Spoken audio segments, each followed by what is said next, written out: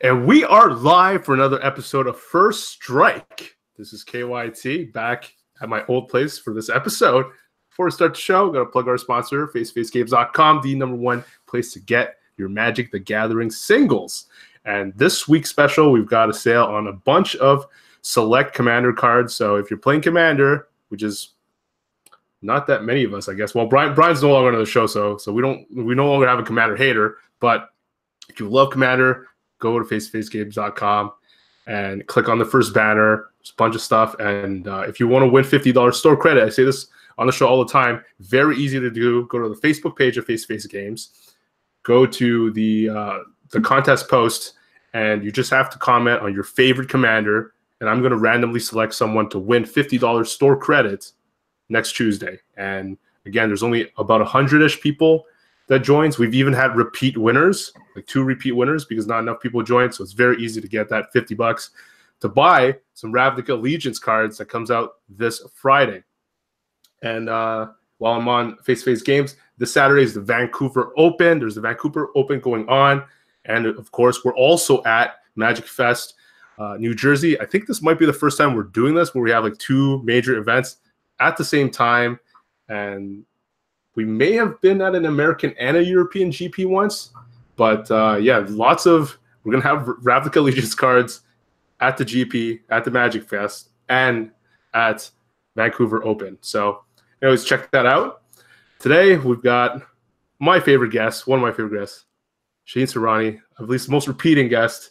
And he predicted on our show, April 2017, not even 2018. It was older than what most people thought. Most of our fans thought Shaheen said it last year, but he said it a while ago that he felt like a certain piece in KCI would be banned. And he was right. Shaheen, your reaction was that, anyway, first of all, welcome back to the show. And Thanks, what was your first reaction? It's one of those, it wasn't bittersweet or anything because, it was one of the most predictable bans in the last few months.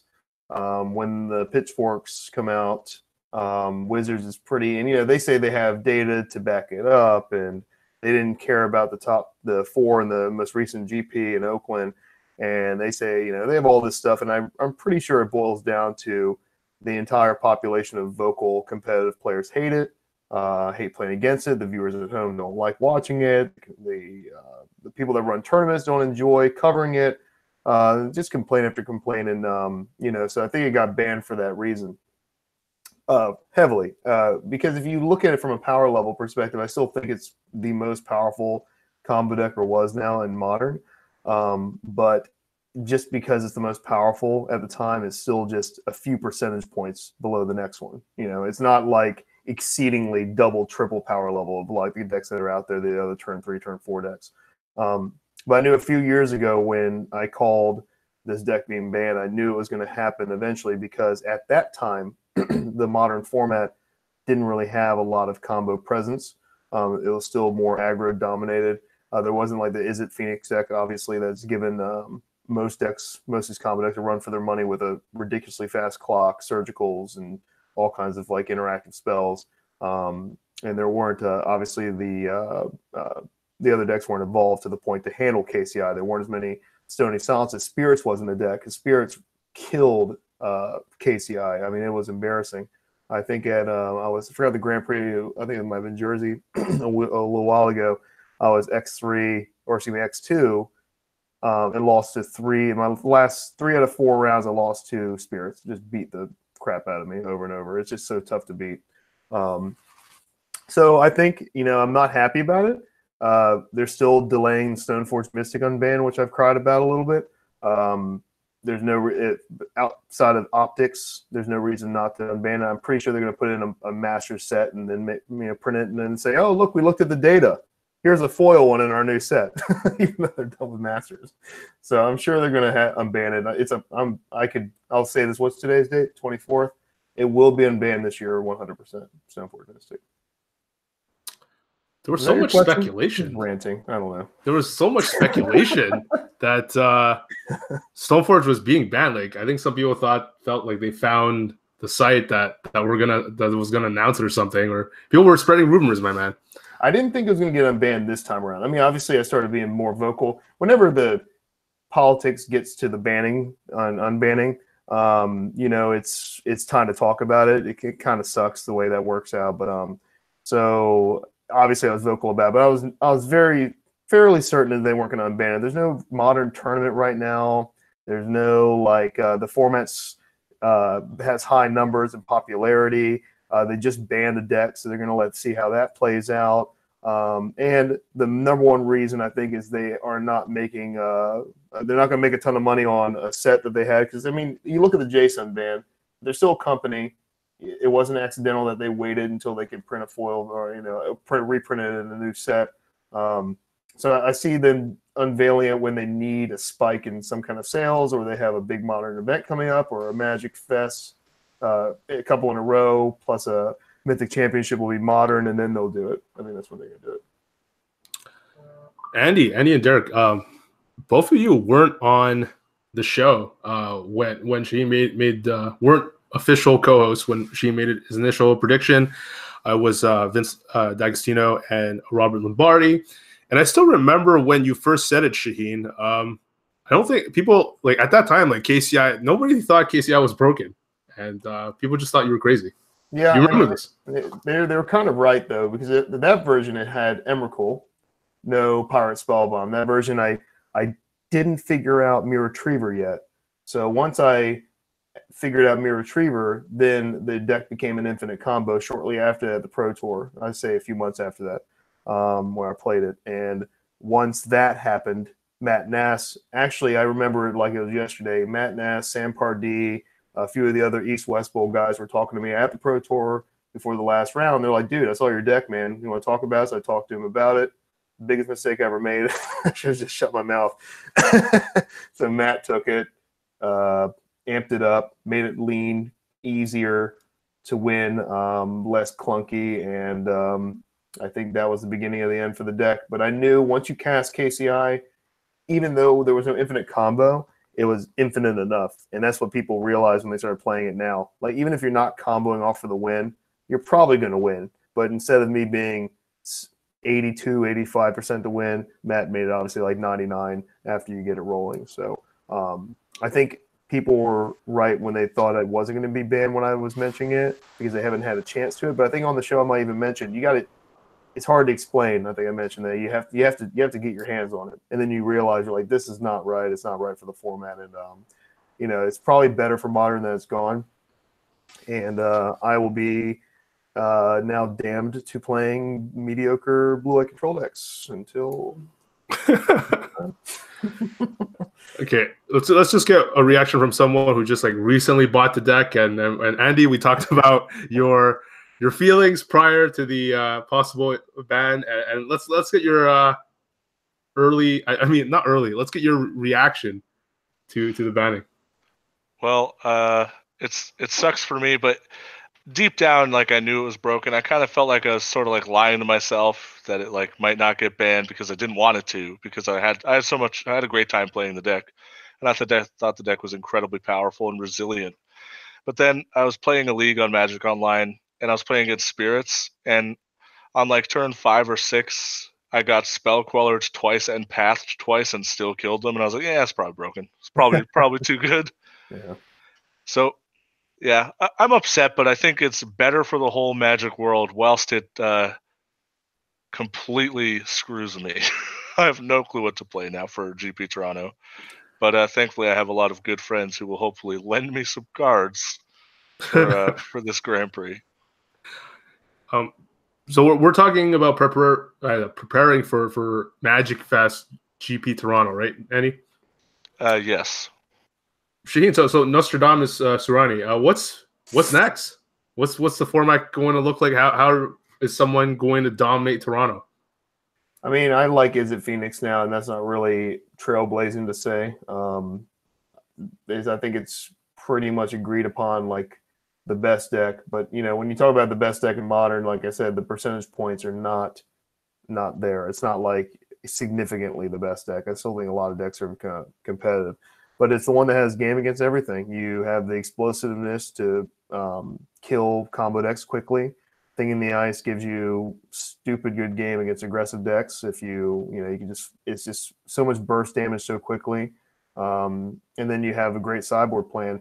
I wrote an article begging Phoenix players to play Blood Moon in their sideboard a long time ago, and then Ely adopted it, and he won the Grand Prix, and he told me that Blood Moon won him repeated matches.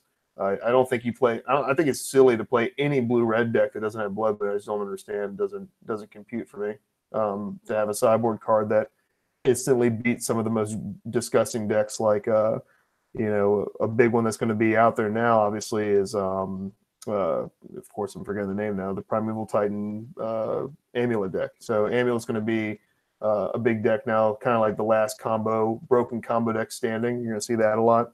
You're going to see a lot of affinity decks. Either Hardened Scales is going to be the more popular affinity deck, obviously. You're going to see Dredge. The decks are still going to be the broken decks that you know and love, but Phoenix has Surgicals in the board, which is obviously really powerful, and then it has Blood Moon to lock up those bad matchups, and then it has a natural clock. So if I were to play a modern event and want to do well in it, I'd play Is It Phoenix. If I want to hold true to my control ideals, I'll go X4 and play blue-white. All right. Are there any new unique takes that you have on the blue-white archetype that you don't think is mainstream? I don't think it's, and I have to be honest, I don't think it's good right now.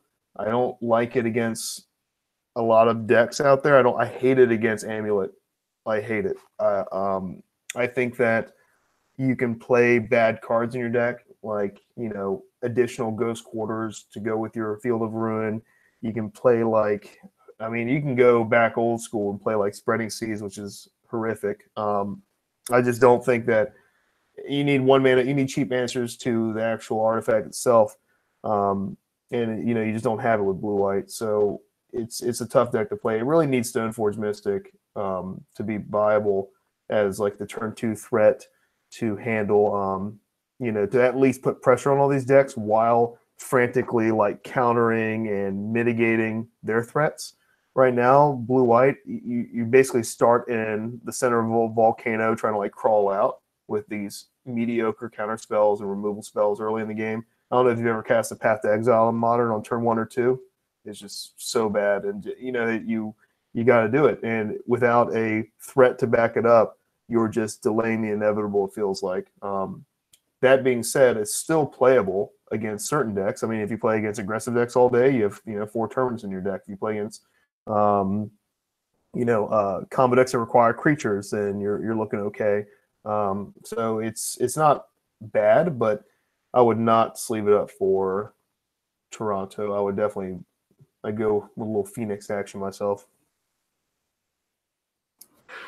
Right, Derek. I don't know if you've been playing much KCI. Last we talked to you, you may or may not have chosen to concentrate on Pauper. What's been going on with you? I've been staying away from Modern because I knew that something was going to get banned. I thought it was pretty obvious. I didn't want to put any more time and effort into a format that I'm pretty sure would flip after the bannings. I've been talking to a couple people. A lot of the people I've talked to are very high on the Is It deck, and they think that is probably one of the better decks going forward. Might even be a little overpowered right now, which is something that I'm keeping my eye on. I don't know how good Spirits is, and I don't know how good Death Shadow is going forward. I don't know how good Blue-White is going forward, and those were like the 4 or 5 decks, including KCI, that were on my radar, and then like Dredge. So I don't know. I've been watching a little bit of Modern. I don't really know what to expect. I don't really know what I'm doing for Toronto yet, which is probably a problem because it's like 3 weeks away. But yeah, been playing a bit of Pauper, and then just started playing a bit more Standard this week. Right. You were talking about Amulet, Shaheen, and one of the more interesting decks that came out at the SCG team event was Dominic Harvey's version of Amulet with Wayward Swordtooth, 3 copies in the main. Not sure if that's being adapted at all in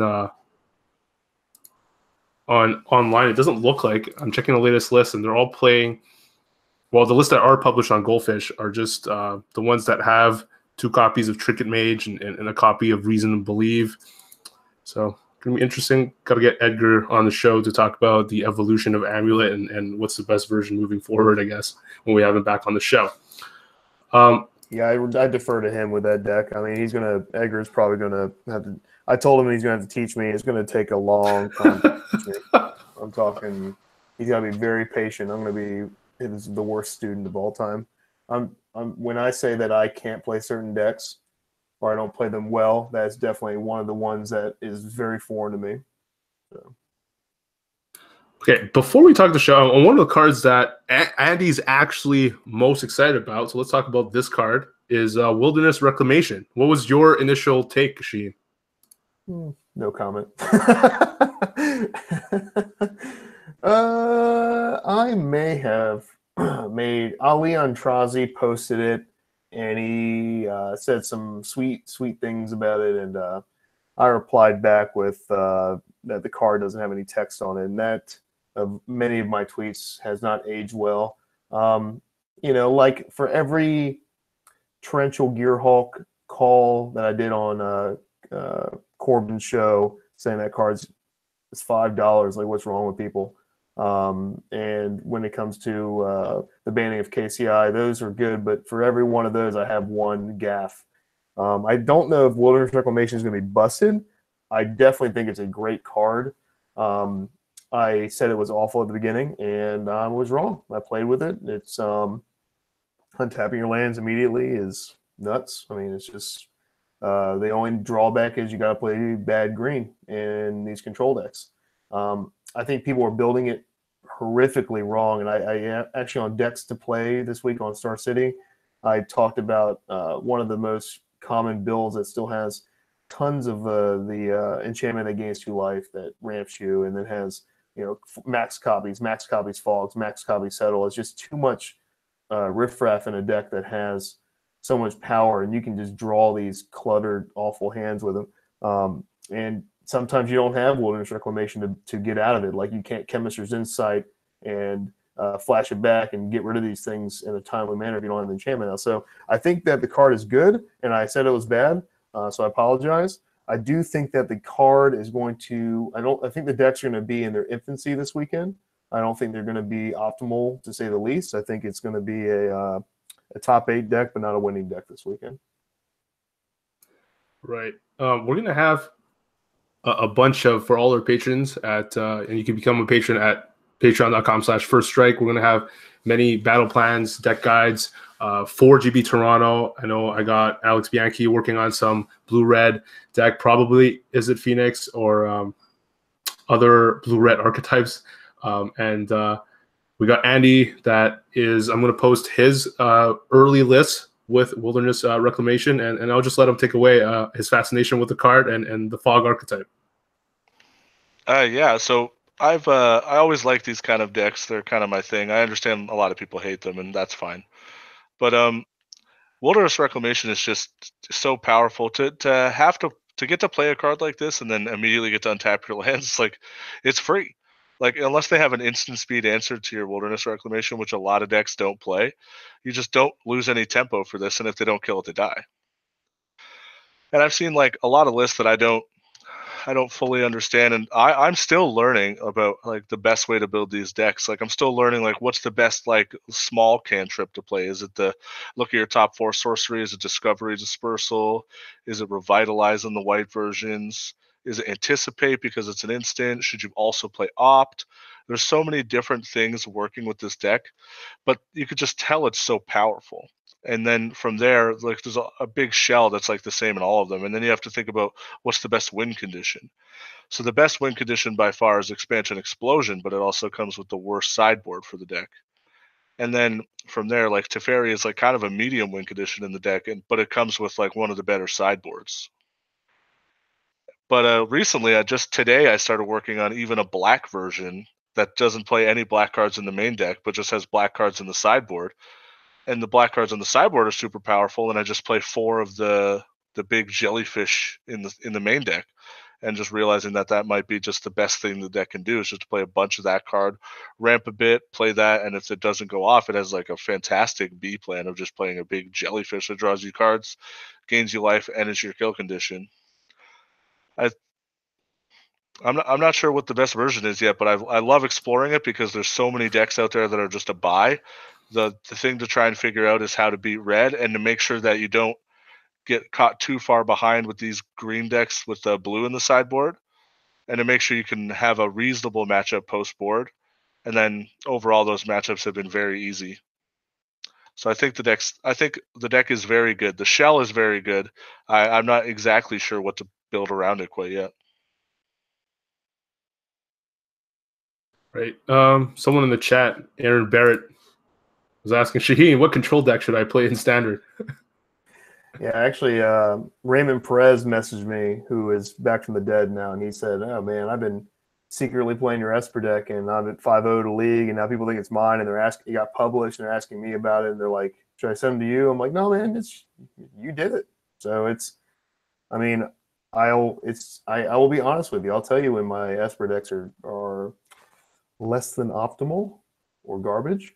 Right now with the mana base, the deck is great. I mean, obviously and that's why I had a negative impact on a negative reaction to Wilderness Reclamation at first, is because, I mean, I'm packing, 4 Thought Erasure, main deck negates, absorbs, and mortifies. So I haven't been losing to the deck.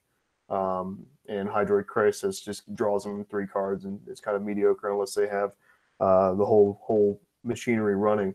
But the deck, I don't think Esper is as good. It doesn't have buys like, I agree that Wilderness Reclamation, Bant Nexus, these decks have buys against these creature decks, these mid-range decks, these heavy aggro decks that aren't mono red with a bunch of creatures and like Judith, cards like that. It's so good against those. So I'm torn, man. I think Esper is good right now because of the mana base. The new set added basically no cards to the deck besides Kaya's Wrath that has heavily overperformed. You don't know what you lost until it comes back to you and you get to play with it again. 4-mana Wraths are just the truth.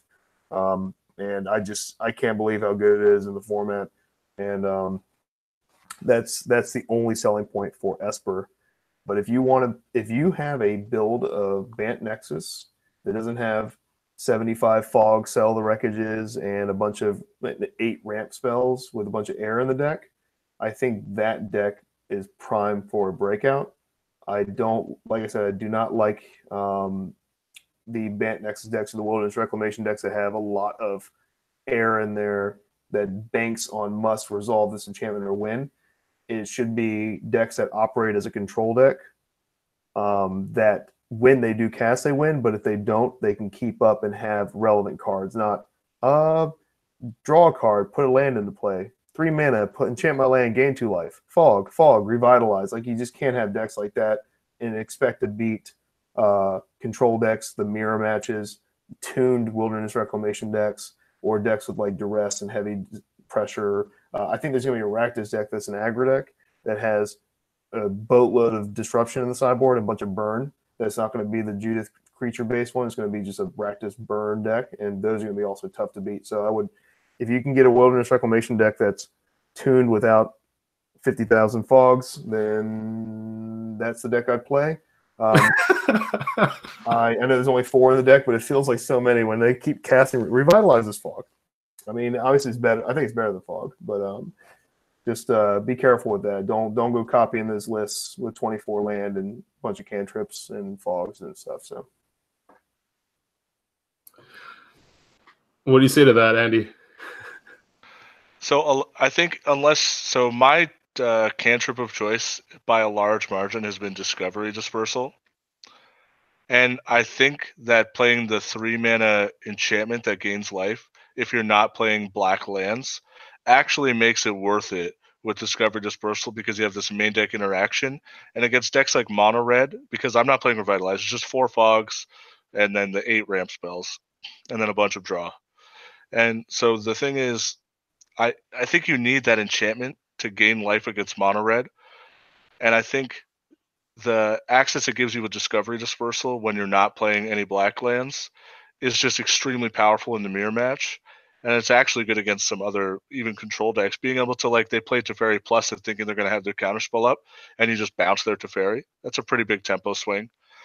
Or just being able to Dispersal a Carnage Tyrant. I've won a lot of games where my opponent thinks I'm dead, but I just bounce their biggest thing. especially when they don't see it coming. So I actually think that the Gift of Paradise is good. I could see playing less if you're playing black lands. If you're not playing black lands, I think it's good enough with Discovery Dispersal that I do want 4, and I have played 4 in a lot of my decks because of how good that interaction is. I would try Absorb. Have you tried Absorb in that spot? I haven't. No. Nope. Yeah, I know it's kind of taboo to play counterspells in these fog decks and these ramp decks. And I kind of wrote about that today, that it's actually, I think Absorb in that spot would be better in most scenarios. Yeah, you could be right. The problem I have is that I don't like the Bant that much. I don't like Teferi as a win condition that much. Oh yeah, you're playing blue green with black lands. Gotcha. So yours is a little different. I've played all the versions at least 5 to 10 times through leagues, and I just think all the versions. I've played it's green blue. I played base green blue, splash nothing, and splash all 3 of the colors. Right. And I think that Teferi is the worst win condition. That's funny because I agree with you kind of, because those are the versions that are very anemic. Those are the ones that I'm talking about with all the air, because like even Teferi can be kind of air sometimes if you. Teferi is air in the deck. It actually is, except when you're already doing well. Yeah. I like the expansion explosion. The teamer version is the best win condition by a lot, but the deck gets nothing in the sideboard for mono red.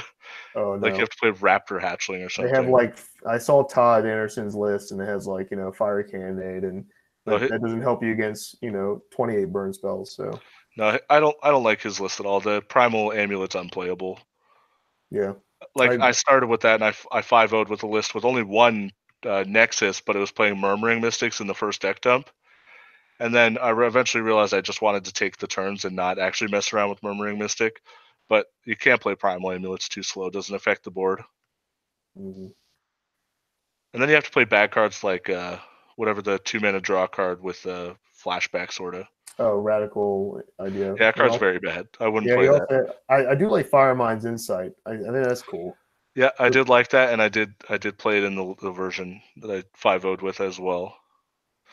The problem is red, right? You can fix every matchup except red very easily, and that's why I think black might give you some of the best, because you get to just play a bunch of Moment of Cravings, and you also get to have, for control decks and the mirror, you get to play your own Thief of Sanities.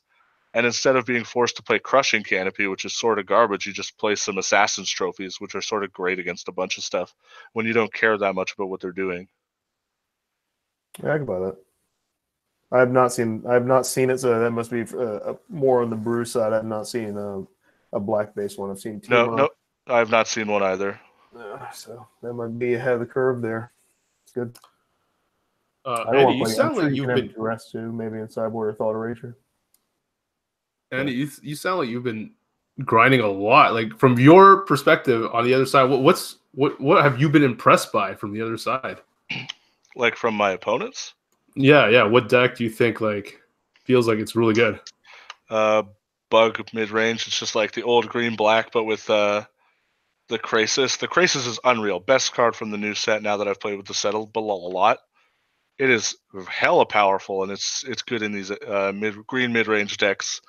I think that's the other best deck I've faced, and Mono Red's also very powerful. There's times where my Mono Red opponent doesn't play a creature on turn 1, and it's actually still terrifying. Yeah. No, and that's wild. That Mono Red deck, I mean, I obviously, step 10 of my crying, I was just like, come on, man. It's like another bolt. It just doesn't make sense. It doesn't make sense. If you look at Mono Red now compared to historic Mono Red, I'm talking even Goblin God Mono Red, it's obscene. Like they have 12 Lightning Strike or better cards. I don't know. If I could stomach it, I think that might be a deck I would choose for Standard this weekend. But it's a hella safe pick, that's for sure. It can't be that bad. I think the problem is that there's that Bug deck I just talked about. I think it really crushes it, because a lot of them play Wild Growth Walker and the Explore package, which Green Black was doing to prey on them before. But then its over-the-top threat is also something that just gains life. Right. I wrote about it this weekend. They're doing a Fact or Fiction piece that comes out tomorrow. And I said that if you're not Wild Growth Walkering or Lyra Dawnbringing and having like a really good plan for red, then you might as well just save your time this weekend at the Indianapolis Open. There's a lot of events this weekend. Derek, I think there's not that many like standard in terms of Magic Fest tournaments. There's one in Memphis in the middle of February, and then there's one in Kyoto in March, and then you have to go all the way to the end of May, beginning of June, where there's some Magic Fest in Kansas City and Taipei.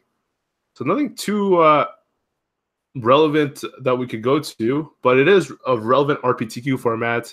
That's the one that's next in a few weeks for a lot of people.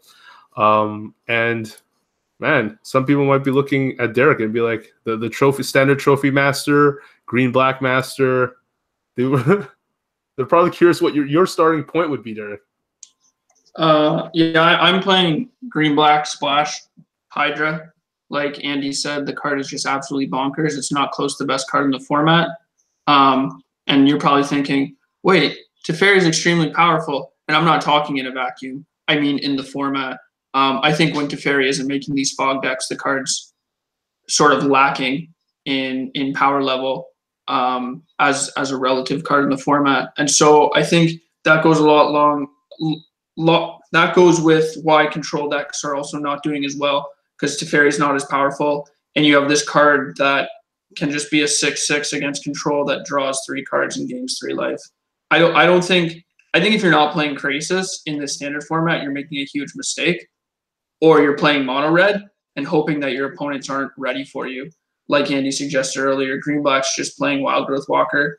If I expect mono red of the field, I'm just going to put some more Moment of Cravings in my sideboard, or maybe some other life gain cards, and just laugh at them when they cast the 1/2 on turn 1 and just run them over in the late game. I don't think the fog deck is playable. I think Wilderness Reclamation is a enchantment that doesn't do anything, and you need so many more moving parts to make the deck work. I actually think it's worse than it was last season. It just looks really good now because people are new to the format and don't entirely understand what's going on yet, which also goes along with poor deck building. But on a counter argument, everybody else is also building their deck poorly also. You take a look at these Sultai decks, they have 2 to 3 duresses in the boards, 2 negates, 2 disable strokes, and a quick clock. So it's really hard for me to believe that these fog decks are going to survive in this metagame after this weekend once people realize that this Sultai deck's the best deck, and these fog decks are very clunky and very hard to build properly, and then once built properly aren't even that powerful. I think that mono red's the second best deck, and that's simply because people will not respect it.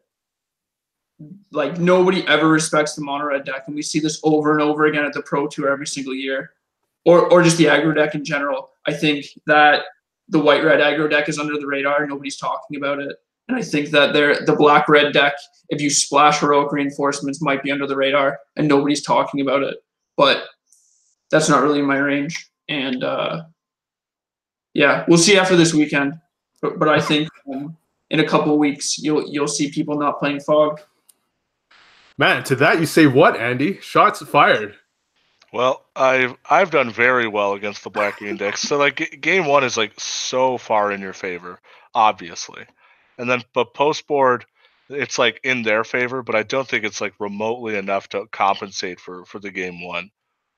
But it does depend on how people build their lists. Like Derek has like one of the best possible lists. I think if everyone starts adopting a list like this, then maybe they can work it up to like 50-50 over through the match.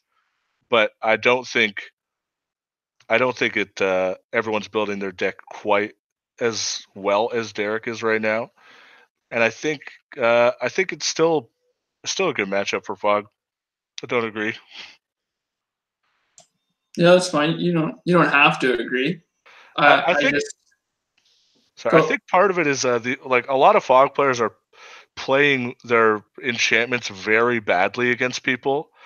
It's when they should just hold them, like until they go off, because they keep just getting them killed against people. And I think that's a mistake that a lot of people are making against these kind of decks. Maybe that's happening to you, but I just don't play a Reclamation in like till turn 5 or something, and then I play it and I go off. I agree. A lot of people will play it on turn 4, and if I'm on the player, I have an elf, I'll just Vivian it and they'll just spin their wheels for a couple more turns and eventually just die. But I also think that if you're on the draw, you sort of have a time limit to when you have to go off. And like Shaheen said, I don't know what your exact 75 is looking like, but I do have noticed that there's a little bit of fluff in these decks, and it's odd to me because you have these gate strategies, you have these expansion explosion strategies, you have these Teferi strategies, but none of them are really like concentrated yet. So they're all sort of flopping around, and it just doesn't make sense to me. Like I said, I just have a bunch of duresses, and I just duress their threat, and they can't beat me. I just don't understand how any deck that isn't an aggro deck can beat the Krasis. Because to me, that card is just absolutely ridiculous. And I think the only way to beat it is to go underneath it. I think it's a good thing, Derek, that Elliot was not available tonight, as he's the only one with Krasis in the top 5. So Elliot, are we going to give him the early lead? He has this weird thing where he picks like the best mythic in the format and then continually plays the worst deck going forward.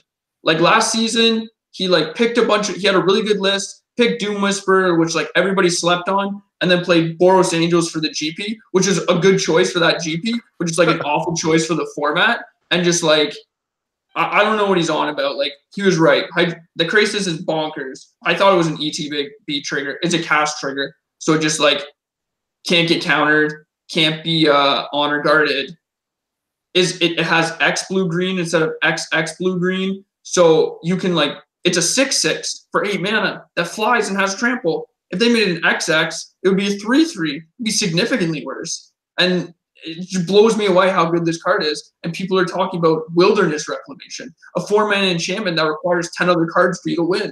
It doesn't make sense to me. Anyways. Yeah, I think it's because these decks you're playing against, like you said, are just poorly built. But, I think that's not going to change for this weekend. I think you're going to play, if you play your tuned deck against the meta of the game, it's going to be a bunch of poorly built decks, and I think your deck could be the best deck in that field. I think as like, if you have these tuned decks, eventually you figure out what their game plan is. So if I think that Fog is a heavy representation of the meta, I'm going to play more anti-Fog cards. So up to the point where they can kill me a turn earlier than I could interact with them, the Krasis just finds my answers earlier.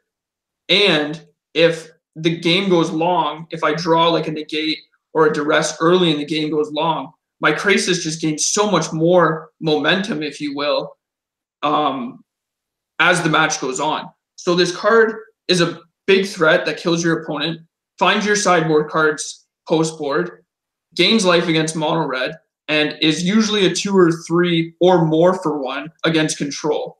To me, if you're not playing this card, you're just making a huge mistake in the format. And it's blowing me away that people are forcing these aggro decks right now when, like I think you either have to force the aggro decks or you have to play Krasis. Otherwise, you're probably making a mistake. Yeah, in my Fog... Oh, sorry, go ahead, Shane. Fine. I was just going to quickly, I was going to say, I kind of agree with Andrew, though, in testing. Maybe it's my opponents have bad versions, but I'm just, destroying these decks with Esper. Mainly because Thought Erasure is so good and I play 4. So they don't often get a chance to cast them for any significant value. And it really goes out to be turn 3 Thought Erasure, turn 2, whatever it is. Kaya's Wrath to kill a lot of the Explorer creatures away. And I play Teferi on an undefended board, and I know their hand. And it turns out, and then I untap 2 with negate open. So it kind of, and that's not even really a nut draw because there's a bunch of 4-ofs in the deck and game 1. So game 1 I've been stealing, and then games 2 and 3 I feel disfavored. But like Andrew said, being up a game is gross in Magic. It's always been gross, and no matter how bad the matchup is, you're at worst, 60-40 probably for the match if you're up a game.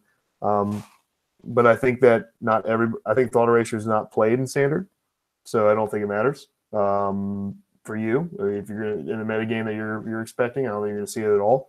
I don't think you're going to see blue-green Wilderness Reclamation with black lands and black sideboard cards like Andrew plays. So I think, you know, we all can be right where your deck is the best deck because, you know, in our conversation of 4 here, people are not going to be prepared for that. They're playing these junky lists at this point. Yeah, I agree with like when you're talking about the fluff is like there's basically no fluff in my deck except for like the 8 ramp spells and the 4 fogs, and I think the ramp spells I mitigated with some of the other stuff. But I agree. So what happened with the deck building with me is I played Krasis because you need a win condition. So I was like, oh, I'll play 1. Card's good. If you draw it late, whatever. If you draw it early, just hold it till you can play it for a lot of mana. And then eventually I just realized like I just want this to just bridge the gap when I'm winning, or I want it to just kill my opponent. I played against like a deck that turn 3 unmoored egoed me, and I just game 2, and then I just played a bunch of Krasis, killed them. And then I played against a deck that went turn 1 Duress, turn 2 Thought Erasure, turn 3 Thief of Sanity, and I just played a 3/3 Krasis. And then they didn't have removal anymore, so they just said go. And then I played a bunch of stuff, ramped a little, played another Krasis, and then all of a sudden I was far ahead. I think Krasis is the best card in Standard right now for sure. It's funny because like when you say people like Teferi used to be the most powerful card in Standard in a vacuum, but it's so like it's pretty weak in the format. I think like that. I think it's just not that good in the format that I don't think it's the best card in Standard anymore. Any cards that we can give an early W to? Like Derek, do you think Judith is an early W with so many people playing it and talking about the card? No, I think it's a flop. Ooh. To me, these black-red decks are just not as good as these mono-red decks. And Judith would be very good. Judith is the kind of card that needs support. It's not good by itself. And as long as the rest of the deck is bad, Judith will be bad. Whereas mono-red, we've talked about it. They just have 12 lightning strikes. They don't care if their cards are bad. You're dead.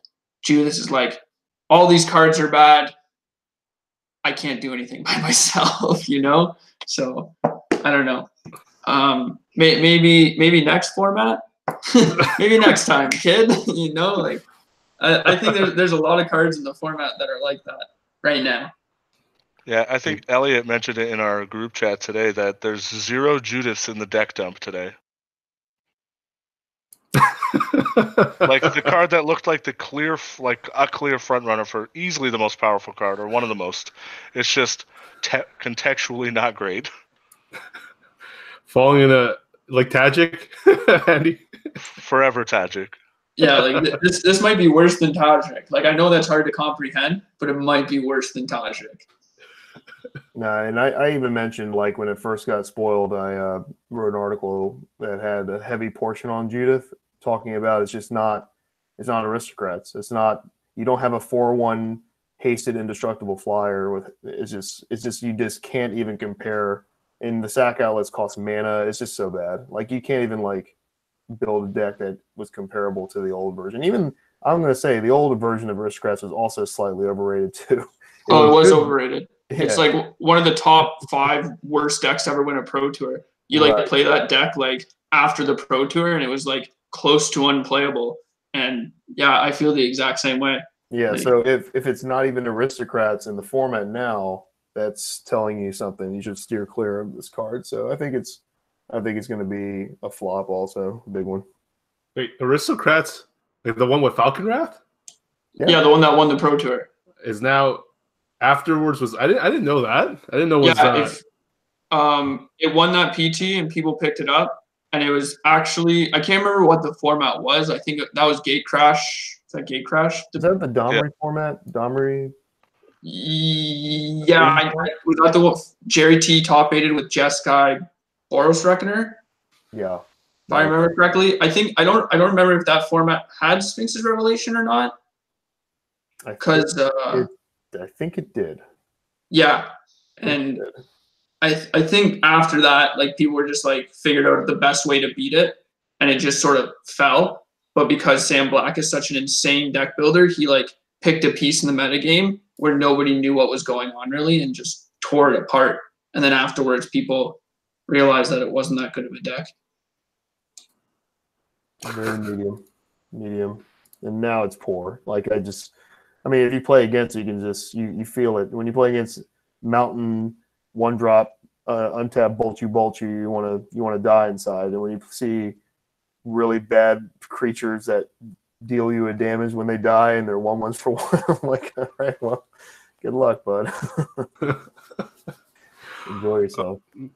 Shout outs to my man Jesse Smith, Smitty, one of the founders of the A Team, my old podcast. It was extremely popular. Shout outs to him. He's started streaming again, and like to see him in chat. Judith isn't as good as people say, so he agrees with that. But shout out, much love to him. Start streaming. Derek, I'm just pulling up your Twitch channel, and your recent broadcast was 16 days ago. So what's the deal with that? Yeah, I just I'm taking a bit of a break. I want to take a step back. I was playing a lot of Magic and streaming a lot, and then I was like sort of thinking about taking a break. The new year was coming up. And then I spiked the mocks, and it was sort of surreal for a couple of days. Like, what just happened? Like, I'm going to Seattle, I'm going to London, I'm doing all these things, and people are like asking me all these questions about Standard. I'm like, you know what? Like, it's just been so much for so long, and I didn't realize that I was sort of like overwhelmed with all of this content, and I was just like, I just gotta take a break. And so I have been. I don't really have like a return time, but it'll happen eventually, I guess. I don't know. Gotta find balance. Like, so where are most of you testing on? Are you doing on Arena? Or are you doing on the classic MTGO? For me, up until Arena has best of 3 on the ladder, I'm not playing Arena. And I think that like the only people playing Standard on MTGO are grinders. So you're going to have really good competition there and people who are really trying to figure out lists. So I like playing there. Is that the same goes for you, Andy? Yeah, so I played on Arena like exclusively until the new set came out, and then I moved right back to Moto because I thought it was where I would get the best testing, at least for now. And Shaheen, do you just like goldfish while watching TV still? Like, what's the plan here? Yeah. My testing is very rigorous, and I'm on Arena pretty exclusively, while acknowledging that MTGO is probably better for testing. I just don't like it. I just don't enjoy it anymore. And like testing for me, like, you know, I wish I had the time I used to, but with my limited time, I like to break out the laptop and fire up a quick Standard match. I find to be the Standard tournaments on Arena are not that bad. They've gotten better. The best of 3 ones, the competitive traditional Standard queues. I mean, regarding like competitiveness, I would give it like a 5, or MTGO is like a 9 at this point. But at least you still get to play against, you know, real decks, metagame decks. You get to see how your cards interact, and you get to play quickly. That was always my gripe with MTGO. I just wasn't able to finish as many matches as I wanted to. But, you know, I think that for people out there, I remember switching initially. I don't know how much longer Standard has on MTGO. Maybe you guys can set me straight. But when we look at just the amount of people entering the events and the queues and a lot of the wait times from my professional friends, they're really complaining about it. I wonder, maybe that's a question for you. I wonder how much time you got left on that program. I think this is a huge recency bias. I don't think people are looking at the numbers of people that were playing the first couple weeks of Standard on Moto before this, because it's always been small. And I don't have the numbers myself, but from my memory, numbers from the last couple of years have really been small because it's been an awful Standard format.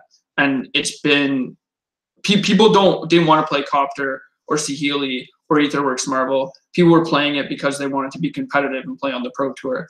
And that sort of has a trickle down, but you don't have these mass amount of people that you do on Arena playing casually in those bad formats, right?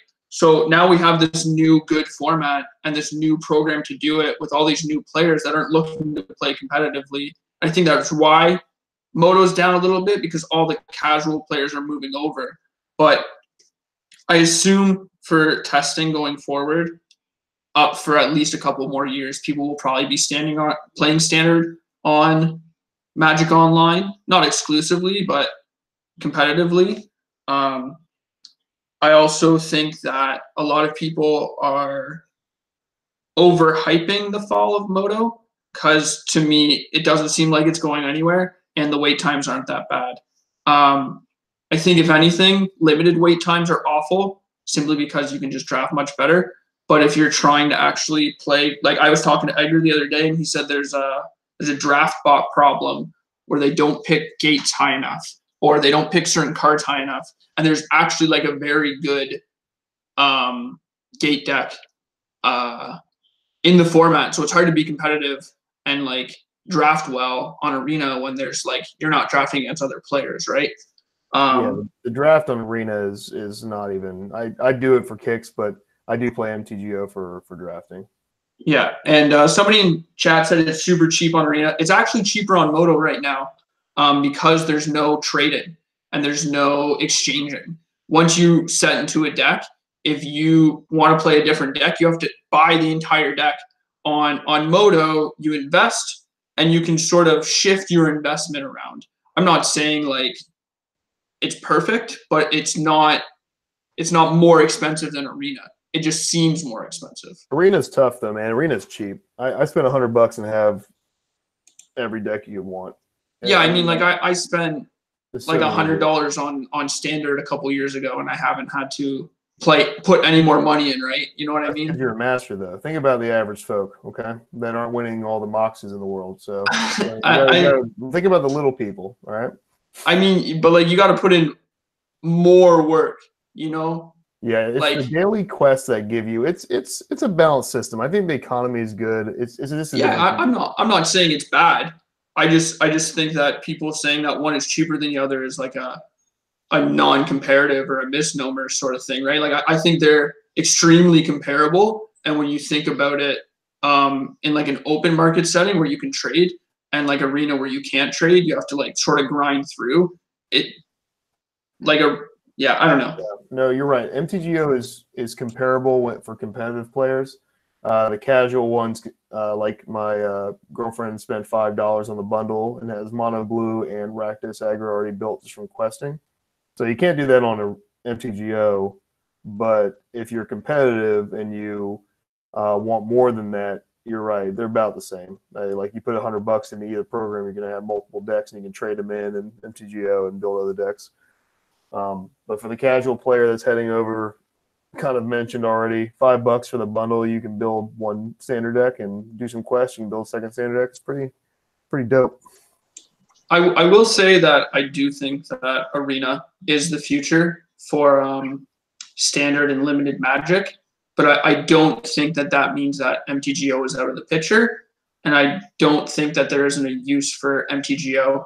And I also think that standard and draft on Moto will be sort of reasonable for the next couple years until Arena comes out of beta, until we get more information on the Magic Pro League and these big events.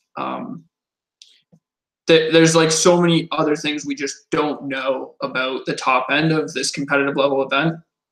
And like you can still play PTQs and Moxes on MTGO. So there's a demand for it at least. It's not just empty. Right. One last question, Chief. You're the old man. Got to take care of your kid. Yeah. Yeah, sleep after take care of him. With so much like mystery unknown with the competitive tournaments or what the system's going to look like, what's driving you right now? That's a good question. I definitely had a brighter fire burning prior to these announcements. When they changed the professional system, they killed gold level and below pros. made us extinct pretty much. All the work we put into getting to the level last year is actually my first time being gold. I've been to 25 pro tours, but I always did the hard way, like PTQs and GP top 16s back in the day. The easy road. But after working so hard and going to all these team events and grinding with Team Cardholder and then joining, getting all the insane, awesome players that we have on face to face this year, we're all hyped. They kind of did take a little bit of the wind out of our sails. And it's unfortunate. I think that they could have. There's a way to keep a top 32 system for the elite and still have an ample grinding, path to hit all the Mythic championships. Maybe without pro points. I know we're still waiting on qualifying announcements, but the way they let this slip before, they said that we kind of want 200-person pro tours. They said this a long time ago, and that kind of got swept. Well, we never said that. It got swept under the rug. But they meant that they want to showcase the best of the best, and then have the dream still alive for sporadic invitations around the world. And that's why they wanted Grand Prix to qualify you for your regional pro tour instead of the next pro tour, because they really want to condense these populations and have these low invites and have like a really concise, smaller tournament. So with that being said, what drives me is just to have, honestly, I'm back to what I used to do and just want to create content. I want to, build control decks and be a voice for the side of good and what is right against the knucklehead aggro players. And, that's what I'm here for. So I'm going to keep writing content till I'm dead, or until the game's dead. But as far as professional Magic, I will go to events I can go to. With a kid and the full-time job and everything, it's always been tough. But now, I want to finish the year out strong. So with Team Face-to-Face, so we're going to give it our all in these last few tournaments. With people like Ely winning every Grand Prix he plays in, and Nassif being one of the best team organizers. We're still rolling in. I mean, everyone on the team is great. Edgar, Morgan, Pete. I'm happy that I'm ending my really hard professional run with this group of people. So it's gonna be a fun ride for the end of the year. Not to sound depressing or not, but I'll still be around. But I'm not going to Magic Fest after this year. No way. Not unless it's in my backyard. And that's mainly because I don't top 8. It's just I've gone 13-2 3 times. I have the record, I think, right now, according to I'm second under Peter, whatever his name is, and I've never top 8'd individually, so that's really fun. So if there's no pro points, if there's no other road besides top 8ing a Grand Prix or winning a PTQ, it's going to be, I'm going to leave that to you younger folk to keep going. Okay, this is the really quick one. I don't know if you're still following, but let's have your Super Bowl pick. Oh God, I mean, who do I want to win? Would be obviously, I'm an NFC guy, you know that. So I mean, even though it's the Dirty Rams, I still want them to win. But I think evil's going to prevail. I think number 6. Number 6. Untouchable franchise at that point. It's insane, man. And I try to hold on to the Montana being the best of all time. I had to let that go like 3 Super Bowls ago. And now it's like it's just a done deal. Yeah. What's second to the GOAT? Whatever that is. All right. Thank you so much, Shaheen. Always a blast to have you on and get your insights on Standard. And can't wait to see what happens this weekend in Indy, because that's the only major Standard tournament of the weekend. If you want to play Modern, head over to Vancouver. If you want to play some Limited, go down to New Jersey. So thanks again, Shaheen. Thanks, man. Thanks for having me on. Take it easy, guys. That was our man, Shaheen Soorani, part of Team Face-to-Face Games. Andy, what's up on the horizon for you in terms of tournaments? Well, I leave for Grand Prix or Magic Fest New Jersey tomorrow. And then I was supposed to go to the RPTQ the week after, but I'm moving that day. So I have to reschedule to go to the Montreal RPTQ, I believe, whatever that is. So then it's that, and then also the Toronto Magic Fest. So let's end the show with this. Any prep you've done for New Jersey? Any early things that you've learned that you're going to bring with you to the tournament? Well, I've begged Cale Thompson to teach me about the limited format, and he's agreed to it hesitantly. He doesn't know it yet, but he has. So I assume he'll tell me some things. It sucks because drafting on Arena is the most fun possible because it's so goddamn fast, but the bots are bad, and they were so bad in Ixalan, it was sickening. Like you get like 7th pick Chupacabras, like 8th pick Moment of Cravings, and it just never ended, and they just hated the black cards, and they could not.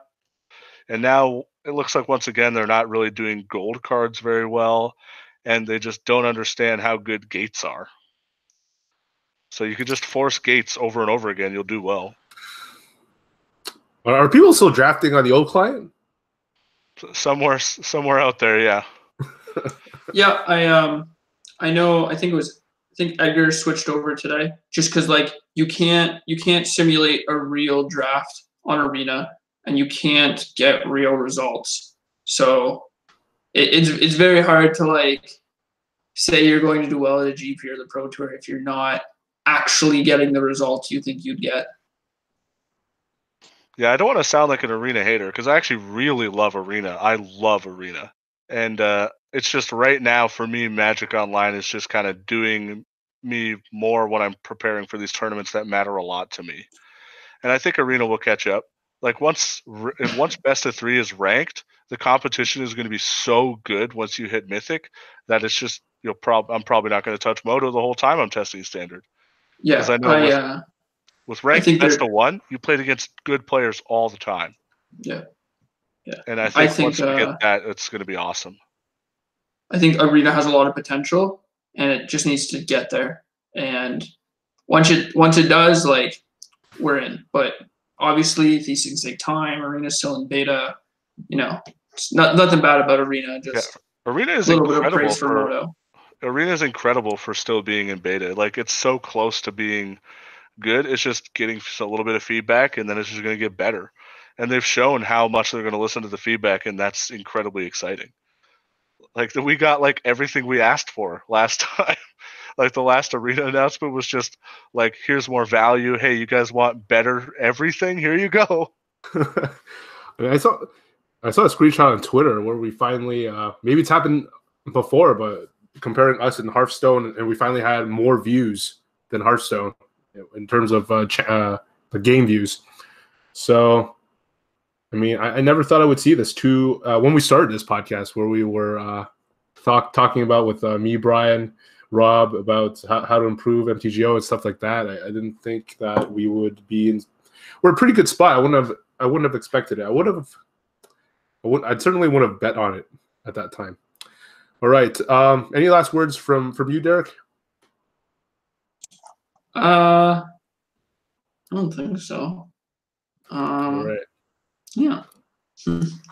Hope people can catch you, and I mean, we need some misplaced Ginger content, whether it's the next vlog or whatever. There's got to be some content in the works, but we'll let you take your little content hiatus for now. And if you want to support the show, go to patreon.com/firststrike. We'll be dropping some battle plans and some deck guides over there.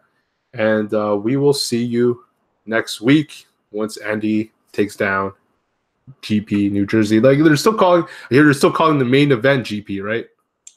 Yeah. So taking down GP New Jersey, and we're gonna interview. Well, either you or Elliot wins. That's gonna go down. So thanks for chatting with us, and give us a thumbs up. Subscribe to the channel. Subscribe to us in your favorite podcast app, and we'll see you next time. Ciao, guys.